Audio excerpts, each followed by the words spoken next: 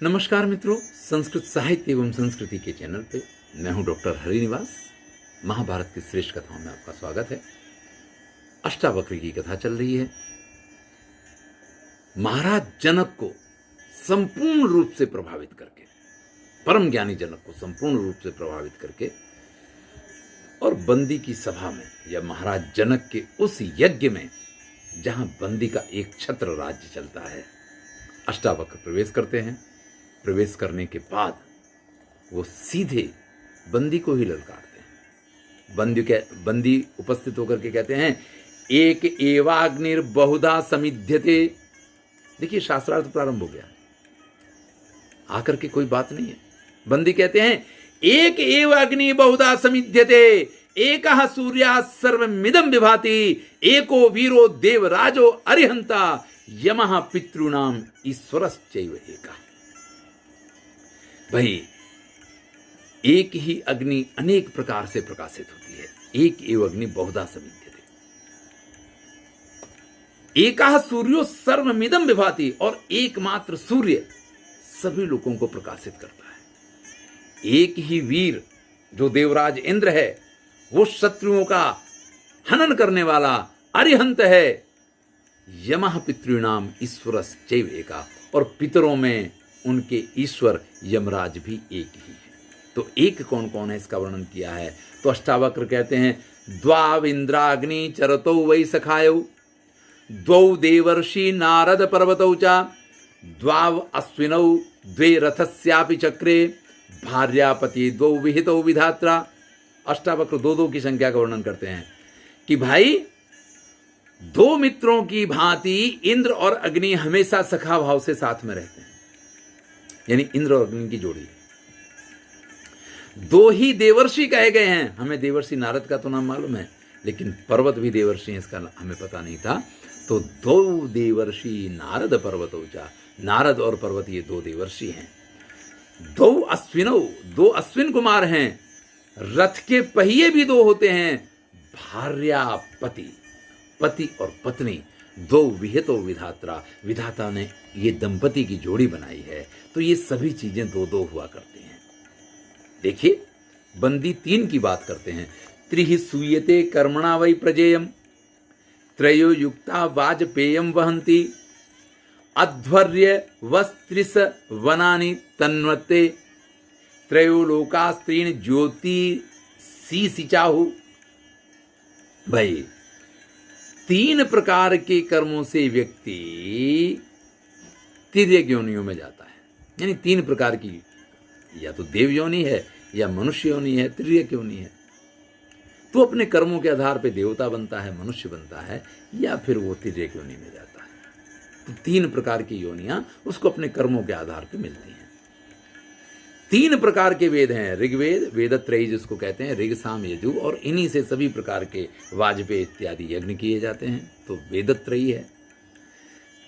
अध्वर्यु जो ऋत्विज लोग होते हैं, वो प्रातः सवन, मध्याह्न सवन और सायं सवन, इन तीन प्रकार के सवनानि तन्वते, सवनों को क्या करते हैं, प्रातः सवन, मध्याह्न सवन और अपराह्न या सायं सवन, ये सवन क्या करते हैं।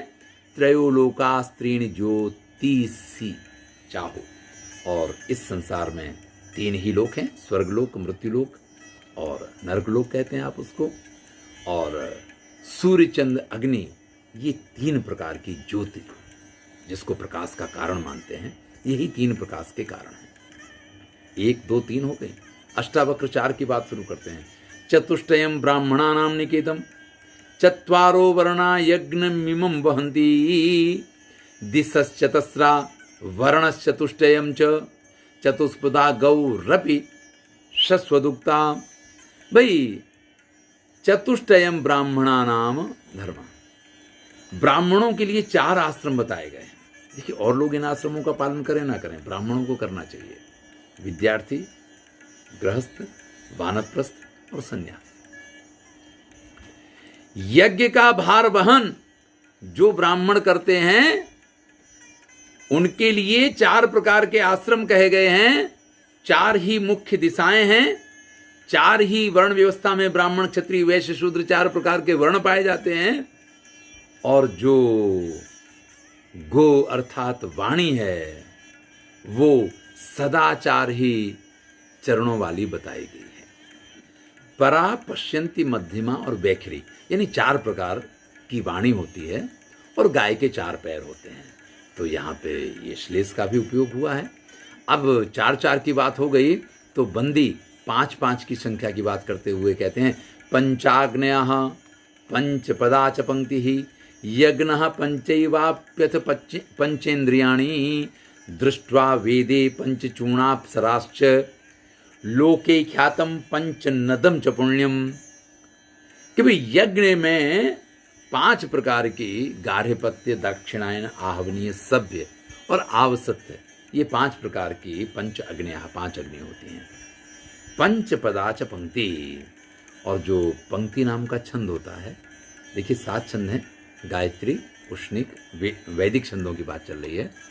गायत्री, उष्णिक, अनुष्टुप, बृहति, पंक्ति। तो इसमें जो 5वां छंद पंक्ति है, इसमें 40 वर्ण होते हैं, लेकिन इसमें 5 चरण होते हैं। 8-8 अक्षर के 5 चरण पाए जाते हैं। तो ये कहा है कि पंचपदाच पंक्ति, जो पंक्ति छंद होता है वो 5 पद वाला होता है। यज्ञाः पंचैवाप्यथ पंचेन्द्रियाणि, यज्ञ 5 प्रकार के हैं, देव यज्ञ, पितृयज्ञ, ऋषि यज्ञ, भूत यज्ञ और मनुष्य यज्ञ। 5 प्रकार के यज्ञ हैं। पंचेन्द्रियाणि, 5 ही व्यक्ति की इंद्रियां होती हैं। दृष्ट्वा वेदे पंचचूर्णाप्सरस्य, वेदों में या शास्त्रों में उल्लेख पाया जाता है कि पंचचूर्ण नाम की, जिसकी 5 चोटियां जो रखती थी, ऐसी कोई बड़ी सुंदर अप्सरा थी। लोके ख्यातम पंचनदम च पुण्यम, और इस संसार में 5 नदियों वाला अत्यंत पुण्य प्रदेश विख्यात है। देखिए पंजाब में, जिसको पंजाब आज कहते हैं, इसको पंचनद प्रदेश कहा जाता था, क्योंकि वहाँ 5 नदियाँ बहा करती हैं। अब आजकल तो पंजाब खंडित हो गया है, आधा पाकिस्तान में है, तो नदियाँ भी कुछ पाकिस्तान में चली गई हैं, लेकिन 5 नदियों वाला जो प्रदेश था उसको पंजाब कहा जाता है। अगर आपको इन नदियों के नाम जानने हैं तो इसमें विपाशा हमारे वेदों में जिसका नाम पाया जाता है, विश्वामित्र नदी संवाद सूक्त में भी विपाट और शतुद्री इनका उल्लेख पाया जाता है। तो ये व्यास नदी है। इरावती, जिसको आज हम रावी के नाम से जानते हैं, वितस्ता, जिसको आज हम झेलम के नाम से जानते हैं, चंद्रभागा, जिसको हम चिनाव नदी के नाम से जानते हैं, और शतद्रु, जिसको हम सतलज के नाम से जानते हैं। तो ये 5 नदियों का जो प्रदेश है, ये बड़ा ही प्रसिद्ध प्रदेश है। 5-5 की बात कर दी, तो अष्टावक्र 6 की बात करते हैं। षडाधाने दक्षिणा माहुरे के षड चैवे में ऋतवः कालचक्रम षड इंद्रियाण्युत षट कृतिकाश्च षट साध्यस्काः सर्ववेदेषु दृष्टः। भाई षडाधाने दक्षिणा माहुरे के, अगर आपको अग्नि का आधान करना है यज्ञ के लिए, तो वहां पे 6 गायों के दान की बात कही गई है। 6 ही ऋतुएं हुआ करती हैं जो इस पूरे काल चक्र को चलाती हैं। काल चक्र की सिद्धि के कारण 6 ऋतुएं हैं। जैसे यज्ञ में अग्नि के प्रज्वलित होने की सिद्धि का कारण 6 गायों के दान को माना जाता है। षड इंद्रिया, मन के साथ 5 ज्ञानेंद्रिय मिला दो तो षड इंद्रियाणि उत। 6 ही कृतिकाएं हैं जो कार्तिकेय शिव पुत्र, पार्वती पुत्र माने जाते हैं। उनकी माताओं ने 6 कृतिकाओं ने उनको पालन किया था, तो कृतिकाएं 6 हैं। षडचाद्यस्काः सर्ववेदेषु दृष्टाः, और संपूर्ण जितने वेद हैं, सद्यस्क नामक यज्ञ भी 6 ही देखे गए हैं। उन वेदों में सद्यस्क नाम के 6 यज्ञ ही पाए जाते हैं।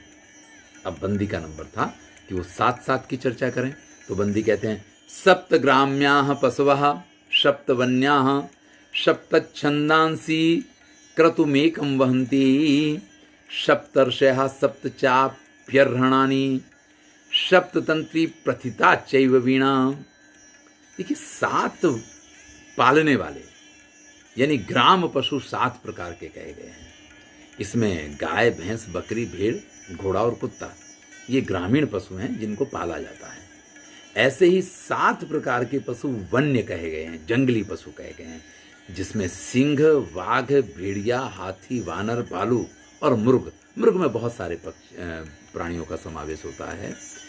इसी प्रकार से 7 प्रकार के छंद वेदों में पाए जाते हैं, जिनकी अभी मैंने चर्चा की थी। उन 7 के नाम आपको गिनवा दूं। मैंने जब पढ़ता था तो उनको याद रखने के लिए एक सूत्र बनाया था, गाऊ अब्रुह पंत्री जगती, यानी गायत्री, उष्णिक, अनुष्टुप, बृहति, पंक्ति, त्रिष्टुप और जगती। ये 7 छंद हैं। तो इन 7 छंदों की बात की। सप्तर्षयः सप्त अपि अर्हणानि, भाई सप्त ऋषि माने गए हैं। और जो पूजा अर्चना की जाती है उसको भी, जैसे पंचोपचार और षोडशोपचार होता है ना, उस समय सप्तोपचार होगा। इसलिए यहाँ कहा है कि पूजा के भी 7 उपचार माने गए हैं। और वीणा के 7 तार हुआ करते हैं। सप्ततंत्री वीणा को कहा जाता है। अष्टावक्र 8 की बात करते हैं। अष्टौ शाणः शतमानं वहन्ति, अथाष्टपादा शर्वः सिंहघाती, अष्टौ वसून् शुश्रुम देवतासु, यूपश्चाष्टास्त्री विहितः सर्वयज्ञे।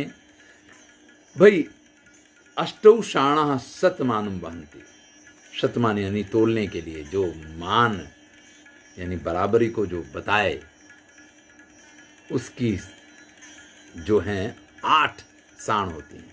साण करते दोरियां, यानी तराजू में 4 दोरी एक तराजू में हो, तो ऐसे 8 दोरी वाला तराजू होता है। देखिए 3 दोरियां भी पाई जाती हैं तराजू में, ऐसा भी देखा जाता है। लेकिन जो 4 दोरी वाला तराजू है वो ज़्यादा बैलेंस रहता है। ये इसका एक कारण है। इसलिए यहाँ बताया गया कि 8 डोरियाँ होती हैं किसमें, तराजू के अंदर, जो अच्छे अच्छों के मान का बिल्कुल तुलना कर देती हैं कि कौन कितना श्रेष्ठ है और कौन कितना निकृष्ट है, कौन ऊंचा है कौन नीचा है। अथाष्टपादा सर्वः सिंघाती, और जो अष्टपद जंतु होता है ना, वो सिंह को भी मार देता है। सरभ जिसके 8 पैर होते हैं, वो सिंह को भी मारने की शक्ति रखता है। वसु 8 हैं, 8 है। देवताओं में जो वसु हैं वो 8 माने जाते हैं। यूपश्चाष्टास्त्री विहिता सर्वयज्ञ, और सभी यज्ञों में जो यूप होते हैं, यानी यज्ञों के यूप के अष्टकोण के यूप बनाए जाते हैं। तो सभी प्रकार के यज्ञों में यूप जो है वो अष्टकोण का पाया जाता है। इस प्रकार से 8 की बात। देखिए तो संख्या चल रही, कब तक चलती देखते रहिए। बंदी 9 की बात करते हैं। नवई वोक्ता सामिधेन्यः पितॄणाम। देखिए पितरों के लिए जब यज्ञ आदि किया जाता है तो 9 प्रकार की संविधा का प्रयोग होता है। नवग्रह की 9 संविधाएं हमारे यहाँ मानी गई हैं। तथा प्राहुर नव योगम विसर्गम, नवाक्षरा बृहति संप्रदिष्टा, नव योगो गणनामेति शश्वत, नवई वोक्ता सामिधेन्या पितृणा।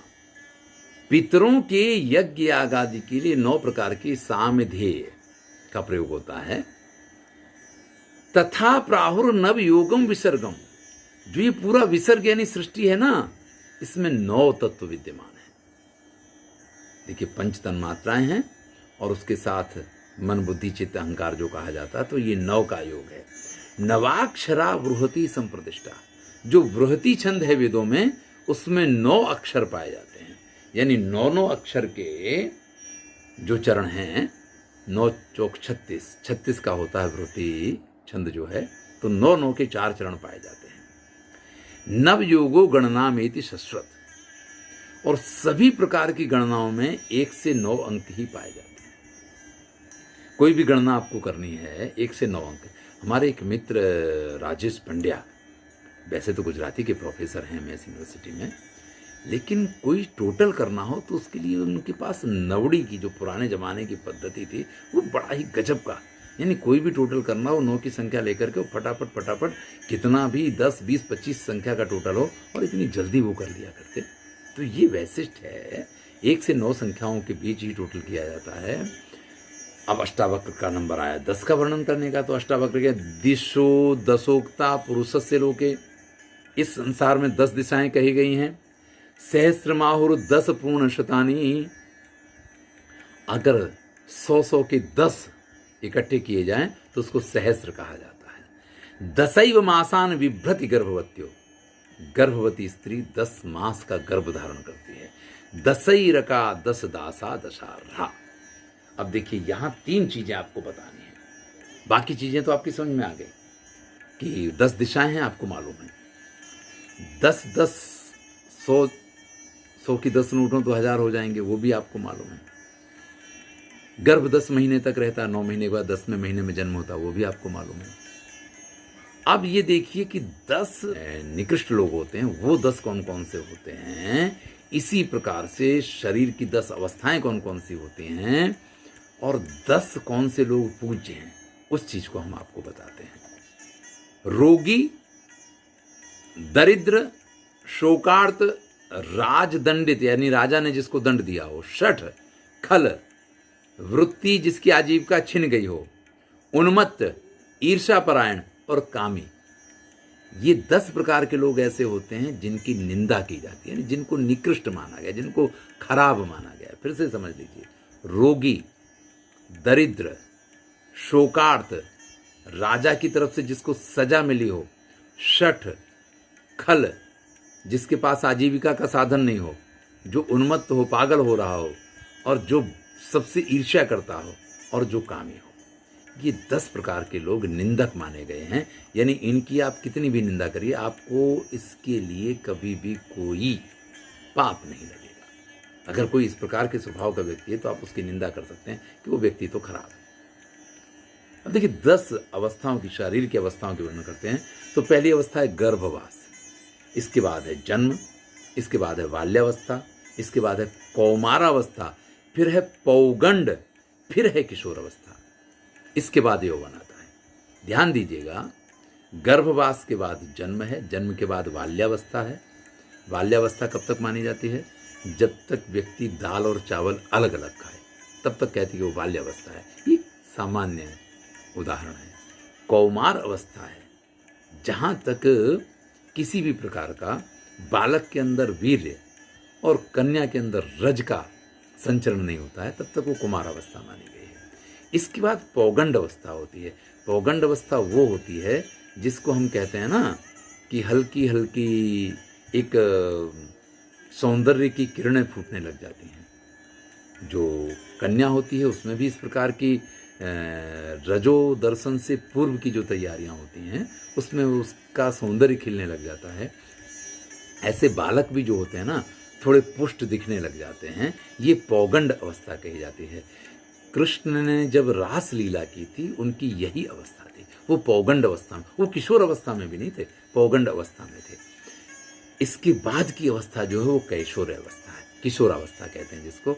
आप कई बार इसको नवयुवावस्था भी कहते हैं। और इसके बाद यौवन आता है, यौवन के बाद प्रौढ़ आता है, प्रौढ़ के बाद वृद्धावस्था आती है, और वृद्धावस्था के बाद मृत्यु हो जाती है। तो ये शरीर की 10 अवस्थाएं कही गई हैं। इसी प्रकार से 10 कौन कौन से लोग हैं जो पूज्य हैं, जरा उसको भी देख लीजिए। तो अध्यापक है यानी गुरु है, पिता है, ज्येष्ठ भ्राता यानी बड़ा भाई है, राजा है, मामा है, ससुर है, नाना है, दादा हैं, और अपने पिता से बड़े या छोटे भाई, यानी जो भी पितृव्य हैं, चाहे पिता से छोटे भाई हों चाहे पिता से बड़े भाई हों, तो उनको एक ही माना गया। इस प्रकार से 10 प्रकार के ये लोग होते हैं जो पूजनीय होते हैं। अब बंदी का नंबर था 11 का बताने का। तो कहते एकादशैका दशिनः पशूनाम एकादशैवात्र भवन्ति यूपाः एकादश प्राणभृतां विकाराः एकादशोक्ता दिवि देवेषु रुद्राः।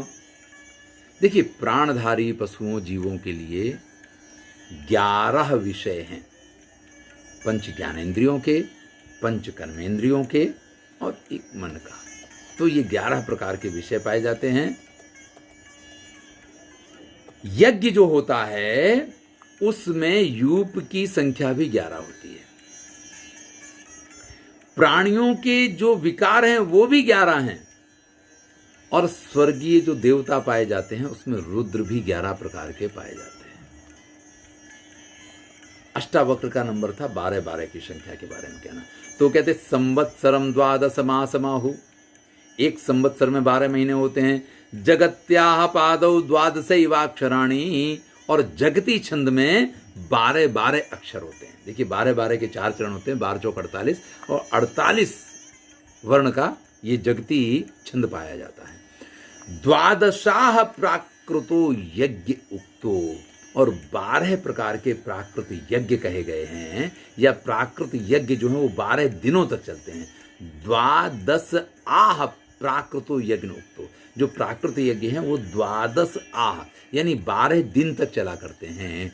द्वादशादित्यान कथयन्ति धीरा, और आदित्य भी 12 ही माने गए हैं। यानी एकादश रुद्र उन्होंने बताए थे तो उन्होंने द्वादश आदित्य बता दिए हैं। अब आदित्यों के बारे में अगर आपको जानना है कि कौन कौन से 12 आदित्य हैं, हमने रुद्रों के बारे में नहीं बताया, ये तो सामान्य है, सभी को पता है, इसलिए उनकी चर्चा नहीं की है।